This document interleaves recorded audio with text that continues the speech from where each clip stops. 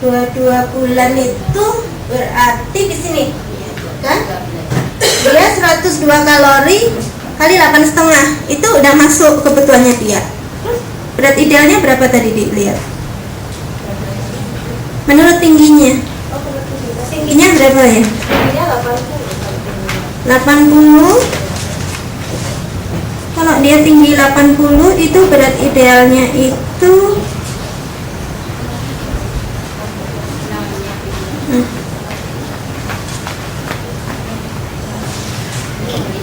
10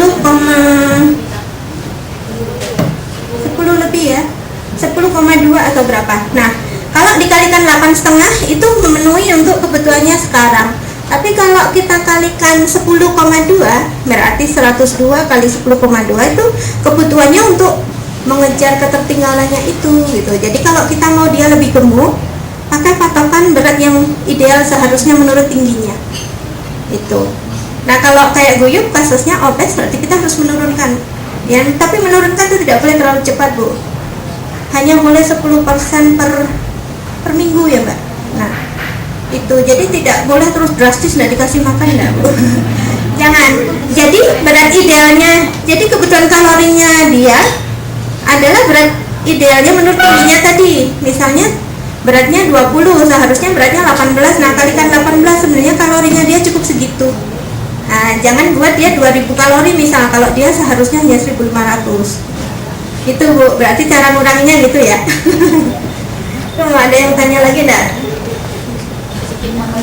Ya.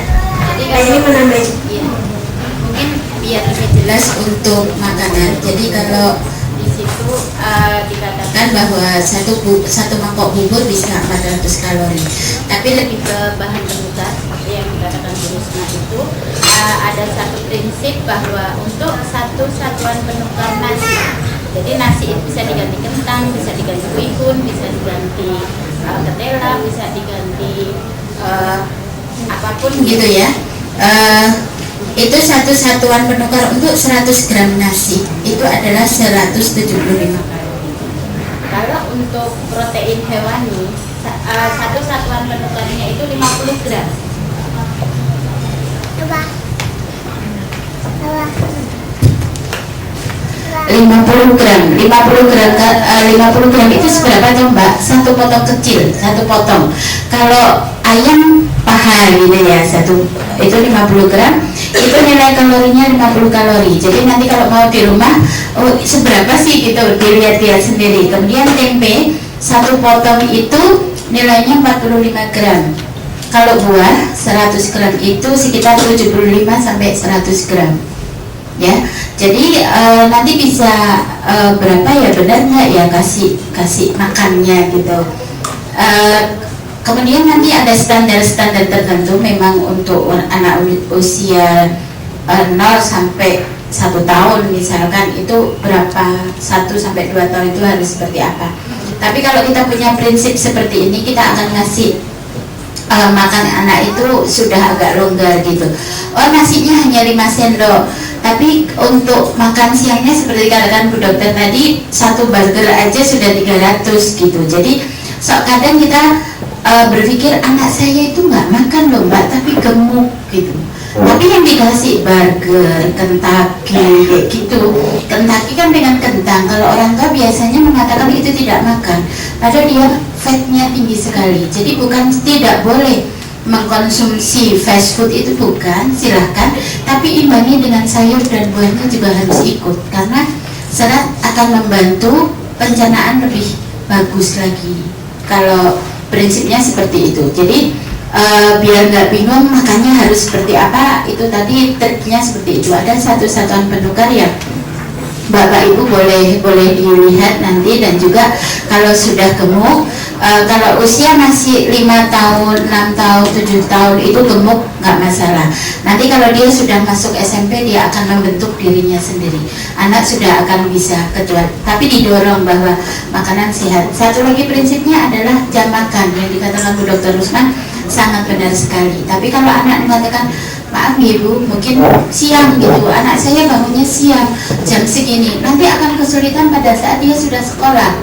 Kalau sekolah nanti akan timbul ritme cuma baru, yang itu akan menimbulkan masalah. Jadi memang agak repot di kecilnya kita harus bangunin, digendong, di apa, di ini, pokoknya pagi harus bisa makan, karena itu merupakan pelajaran buat dia pada saat dia akan sekolah, nanti dia berangkat sekolah dengan makan kenyang.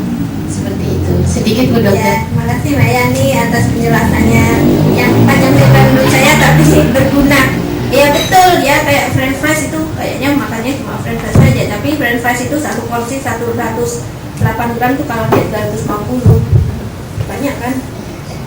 Jadi itu ada yang tanya lagi enggak ya, karena habis ini dari produknya ya.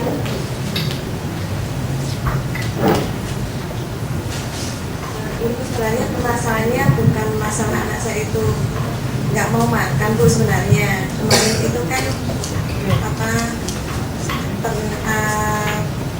terakhir yang sebelum sakit itu kan dia 9 kilo, itu usianya berarti 6 bulan yang lalu, itu 4 bulan yang lalu ya Pak. Oh ya, 18 bulan. Itu 9 kilo.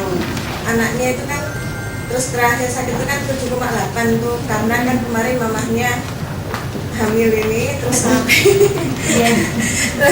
jadi kalau kelihatannya secara psikologis penurunannya mungkin karena itu juga ya. Bisa. Kalau kemarin saya konsultasi ke bagian gizi nih sama mbaknya ini, karena kan Tia itu sebenarnya itu mau makannya banyak banget. Satu hari itu 1 liter susu yang ada itu habis. Terus 3 kali makan besar, terus nanti snacknya itu maunya itu malah yang roti-roti santannya gitu. Terus apa ya, tapi ya itu kemarin itu kok nggak bisa tumbuh itu karena habis makan itu langsung BAB. Terus makanya ini kok apa saya yang ngasih makannya yang salah apa enggak, makanya saya konsultasi sama gizi. Ternyata itu kalau kebutuhan Tia itu 1,5 untuk yang karbohidratnya yaitu 1,5 gelas untuk 1 hari itu sudah terlalu lebih ya. Buah juga gitu ya, itu cuma kalau BAB nya itu kalau makan 3 kali ya 3 kali Tapi nggak diare. ya. Kalau ya ini karena kemarin agak encer tapi ada ampasnya, itu karena saya ganti sama susu apa itu yang bubuk itu terus, tapi maunya susunya coklat dan alhamdulillah ini sudah 2 minggu ini mau yang putih. Jadi itu cepatnya itu susah banget, nggak mau makan sih mau, Tapi kok tapi ya kalau pagi itu mamanya udah pengen mamam gitu, duduk makanya mau duduk, pakainya pakai sendok, kalau pakai tangan gitu dia nggak mau. Mungkin berarti ya Bu, mungkin harus kita eksplor lagi ya, apa dia ada penyakit lain yang mendasari misalnya ya. Kalau dia beraknya sih walau berkali-kali tapi padat, saya rasa itu tidak menurunkan berat badannya gitu, karena berak itu kan bukan apa yang dimakan saat itu, tetapi kan apa yang diolah makan beberapa saat sebelumnya. Tapi mungkin belum pernah cek gula darah, belum pernah cek urin, nanti kapan-kapan bisa kita cek itu Bu kalau udah cukup. Ada lagi enggak ya?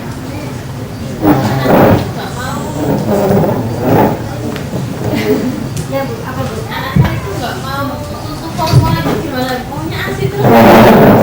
Maunya ASI terus, ASInya banyak kan Bu? Ini kayaknya udah sedikit. Umurnya berapa? 11 bulan. Oh baru 11 bulan. Jadi Oh ini masih ASI, bagus tuh. kayak dulu tuh asinya baru bel sampai ke daster gitu kan. Tapi ini kok nggak keluar lagi gitu loh Bu. Dulu itu tuh kayak gini kan tuh udah keluar, tapi sekarang nggak sampai penting saya tuh sampai sakit itu terus gitu aja. Terus ini saya mau beli tambahan susu formula, nggak mau merek apapun. Susu itu ya memang paling bagus ASI. Kalau ASI itu cukup sampai 2 tahun sebenarnya, kalau nggak tambah susu formula pun nggak apa-apa gitu, karena sesudah 1 tahun susu itu bukan makanan, bukan seperti waktu bayi. Kalau bayi 6 sampai 6 bulan tuh memang makanannya susu itu adalah makanan. Tapi kalau udah 1 tahun ke atas, susu itu hanya lebih untuk kalsium, lebih untuk itu gitu loh. Jadi sebenarnya sehari 2-3 gelas susu udah cukup. Tapi kalau terpaksa dia nggak mau, itu bisa diganti minuman lain loh. Misalnya jus buah, mau apa, air kacang hijau, susu kedelai, apa saja bisa. Sambil ASI sebenarnya sepanjang dia itu masih dihisap sama bayinya, sepanjang itu pula dia produksi. Karena apa, ASI itu bisanya keluar kalau ada hisapan di puting kita. Kalau ada hisapan bayi di puting, maka dia akan kirim sinyal ke otak kita. Terus otak kita ngeluarin hormon oksitosin, prolaktin, baru ASI itu diproduksi. Nah kalau ini yang menginisiasi sinyalnya itu nggak ada, itu putus, nggak ada. Tubuh kita membaca, oh nggak ada sinyal kok, berarti oh nggak ada yang butuh ASI, makanya ASI berkurang. Itu jadi misalnya saja kalau biasanya karena ibu bekerja ya, ibu bekerja keluar rumah apa itu sepanjang pagi sampai sore tidak ketemu anaknya, jadi ini rangsangan ke puting itu berkurang, itu mesti berkurang. Oh ya, ini bagus sekali contoh bahwa di tempat kerja ibu juga masih memeras ASI, jadi masih ada rangsangan, jadi ASInya bisa produksi dalam waktu lama. Itu bagus Bu, jempol. Terus gimana Bu tadi pertanyaannya? Oh mau gimana? Ganti minuman lain? Ya gitu. Coba minuman yang lain. Ini kan sudah mau berjalan, jadi kan ada tambahan nutrisi lagi. Iya. Sedangkan ASI saya kan sudah berkurang. Nanti dihitung-hitung dia makan besar bisa seperberapa. Misalnya hanya 1/4 dari makan besar. Kalau satu porsi kira-kira 400-an, berarti dia hanya 100 kalori. Tambah snack berapa? 100 kalori. Dihitung berapa kali, misalnya dia kayak tadi Bu pakai rumus itu. Kalau masih kurang gimana? Baiknya bikin menunya tuh, konsultasi sama Ayah nih biar dibuatkan daftar menu gitu ya. Sudah Mbak ya? Ini sudah, ada lagi Mbak ya? Iya Bu, silakan.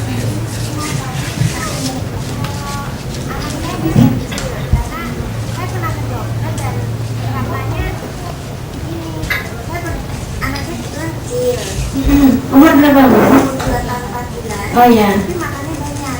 Ya. Terus saya pernah di dokter menanyakan apakah anak saya sudah pulang, dan dokternya bertanya apakah kecil gitu.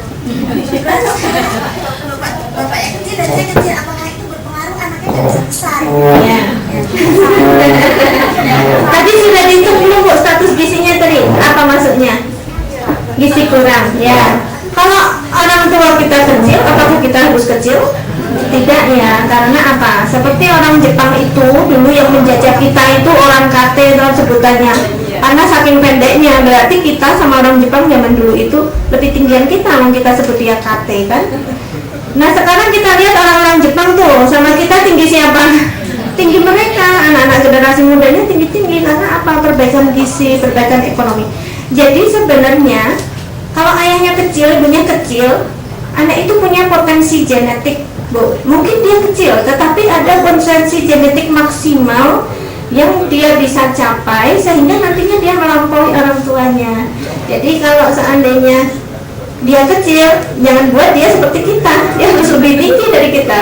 Gitu, tidak apa-apa. Nanti dengan memberikan makan sesuai kebutuhan kalori yang dia perlukan, saya yakin dia akan lebih tinggi dari ibu. Ya, ya, ada lagi? Kalau tidak, saya kembalikan waktunya. Terima kasih atas segala perhatiannya. Saya senang sekali karena pada menanggapi dengan baik. Terima kasih, Mbak. Terima kasih Dr. Usman. Ibu semuanya kita tepuk tangan kepada Dr. Usman yang sudah memberikan presentasi pada kesempatan siang hari ini. Dan kebetulan juga tadi beliau langsung memberikan workshopnya, karena biasanya jarang sekali, biasanya hanya sekedar hanya slide-nya saja, tapi beliau tadi mau membimbing satu persatu. Jadi saya juga surprise sekali, ternyata beliau satu persatu datang kepada pasien, kepada Ibu Usman di sini untuk memastikan apakah putra dan putri dari Bunda semua yang datang pada siang hari ini sudah cukup atau berat badannya sesuai dengan tinggi badannya. Ya, pada kesempatan siang hari ini kami dari PT Ebert Nutrisi Indonesia kita juga akan menyampaikan mengenai masalah dari supporting apa sih yang bisa kita perlukan atau kita berikan selaku orang tua kepada anak-anak untuk memberikan nutrisi yang maksimal. Nah, dalam hal ini adalah dukungan nutrisi untuk anak yang bermasalah makan. Jadi ini mungkin bisa menjadi jawaban dari para bunda yang anak-anaknya dalam kategori mereka termasuk dalam apakah dia picky eater ataukah dia memang tidak mau makan sama sekali. Ya. Nah, seperti yang disampaikan tadi, bahwasannya kalau kita lihat tadi Dr. Rusma sudah mengajari kepada Bapak Ibu semuanya mengenai berapa sih tinggi dan berat badan yang optimal ataupun yang seimbang bagi anak, dan berapa kebutuhan kalori yang diperlukan bagi anak pada usianya. Nah, di sini kita lihat untuk makan, misalnya dalam satu hari si anak harus memerlukan makanan entahkah itu 1200 kilokalori ataukah itu 1440 kilokalori. Nah, tadi dibagi menjadi apa Ibu? Dalam kebutuhan kalori seharinya itu distribusinya dibagi 3. Berapa? Makan siangnya berapa persen? Makan pagi 30%, siangnya 40% dan malamnya 30%. Jadi dalam satu hari anak harus 30, 40 dan 30. Yang jadi pertanyaan, apakah dari porsi makanan yang dimakan oleh anak-anak kita selama ini apakah sudah mencukupi? Nah, di sini disampaikan bahwasannya misalnya bubur ayam. Nah, bubur ayam ini kalau memang porsi dewasa nggak perlu dipertanyakan, bahkan kurang ya Bu ya. Jadi satu porsinya adalah 1408 kilokalori. Nah, kalau untuk anak-anak kita biasanya dia setengahnya atau dia seperempatnya. Nah, kalau untuk nasi goreng energinya tadi antara 496 sampai dengan 500 kilokalori. Nah, dalam hal ini yang ingin menjadi perhatian kita, apakah ini habis dimakan oleh anak kita? Jawabannya tidak ya, kebanyakan tidak, bahkan hanya sepertiganya. Dan memang kita juga tidak menuntut karena anak-anak sesuai dengan porsinya. Jadi terkadang orang tua mispersepsi dalam hal ini, dia mengharapkan kalau memang porsinya sesuai dengan harapan orang tua, di mana yang dimaksudkan adalah harus menghabiskan segini. Gimana anak harus habis ya, seperti itu biasanya anak-anak juga tidak menghabiskan. Ingat bahwasannya untuk porsi anak biasanya adalah setengah atau seperempat dari porsi dewasa. Nah, bagaimana untuk mencukupi kalorinya atau mencukupi kebutuhan nutrisinya dalam satu hari? Kalau misalnya si anak ini kurang, atau misalnya si anak ini juga dia tidak mau makanan yang lainnya, dia hanya mau cemilan saja.